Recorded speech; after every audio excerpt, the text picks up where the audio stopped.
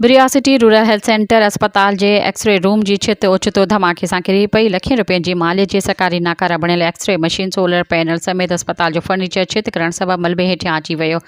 गुज़िरियल 5 सालनि खां बिल्डिंग ज़बू हाल बणियल आहे। केतिराई दफ़ा छित जा चापोड़ा पिण किरंदा रहिया आहिनि। इन मौक़े ते अस्पताल जे MS डॉक्टर असलम राजपूत ॿुधायो त अस्पताल जी बिल्डिंग ज़बू हाल बणियल आहे। छित जेका पुराणी नाकारा हुई ओचितो धमाके सां किरी पई। को बि जानी नुक़सानु नाहे थियो, जॾहिं त इन बिल्डिंग में केर बि ईंदो वेंदो न हो ऐं जेको सामान इन कमरे में पियल हो उहो नाकारा थियल आहे।